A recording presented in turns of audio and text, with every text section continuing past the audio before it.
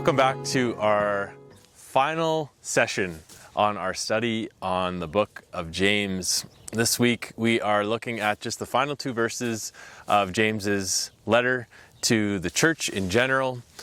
We've been going through over many weeks already this. Essentially, it's a sermon that James has written, and he sent it as a letter to the early church that has been scattered abroad. And it's just been so amazing to go through all the different sections of this book and to see how he wrote it to a very specific audience in a particular time and place in history. And yet we read it today in 2025, and it is just as applicable, and there's so much meat and truth that we chew on and we wrestle through and we wrestle with, and we've come to the end of the study. And this week, to finish off our series, we are here at a sheep farm. We have this opportunity to see these beautiful creatures that God has made.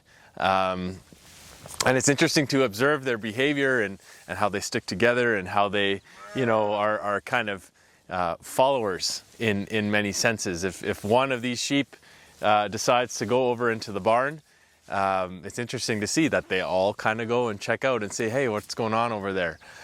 Someone actually told me recently that in many ways, sheep are very much like Mennonites, in that one person goes, okay, everyone else kind of wants to go over there and check it out too.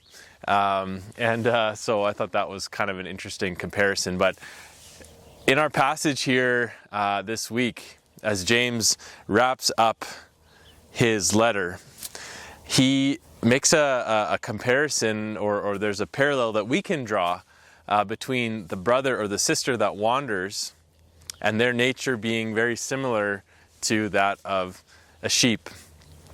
Growing up, I went to Awana as a kid, and we had to choose our favorite verse at the end of the Awana program.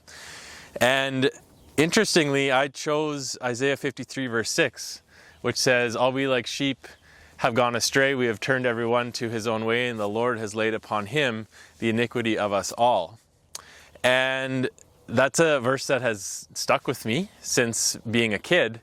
And I think this is in many ways what James is pointing to, is that we are all like sheep, in that we have a nature that is prone to wander. We have a nature that is sort of distracted.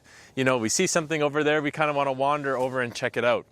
And in many ways in the Christian life and in our Christian walk, we know what that's like. We know what it is like to be led astray to a degree. And I believe what James is getting at in our passage is that it's really important for us as the church to care about those that may be wandering off the path. We need to recognize when an immature believer may be straying from the truth that James lays out so clearly in his letter of what it means to be a mature Christian. And so, we felt that this would be a really appropriate backdrop, in that all we are like sheep, and like sheep we have gone astray, we have all fallen short, and we have all missed the mark in terms of our sin. But thanks be to God that he sent his son to be the good shepherd that is able to save us, to guide us, and direct us forward towards the path of righteousness and truth that he has called us to. And so for us to be compared to sheep, it is a little bit humbling. As Mennonites, maybe we are more like sheep than we would like to admit sometimes. But I think James is really driving home this point of the church and this importance of bringing each other back and allowing the Spirit and allowing God's truth to for us to use that and to empower us to bring each other back, to keep each other on the path, and do that in a way that is loving and kind, but also not making compromises and not just sweeping sin under the rug. And so this is not easy. This requires maturity. This requires wisdom to do this well. But I do believe that James is wrapping up this this letter that he's written with a call to action, with a call to say, okay, you're growing in your maturity, that's awesome. Now it's time to make it about other people. It's time to make it about others that need to be, drawn back. They need to be taught. They need to be shown. They need to be coached. That is maturity, I believe, and I believe that's what James is encouraging us to do together as brothers and sisters in the Lord. Okay, so our passage is quite short this week. It's 2 verses, verses 19 and 20. And in verse 19, it begins with this idea, as we talked about, that there are times when brothers or sisters within the church will wander. And so it's sort of introducing this idea that we are prone to wander at times as believers, and we need each other. And then in the second half of verse 19, it talks about bringing the brother or the sister back into the way of truth. And I think that part of what is implied there is that we as brothers and sisters in the Lord, we need to care. We need to care enough to go and help encourage and guide the wandering brother back.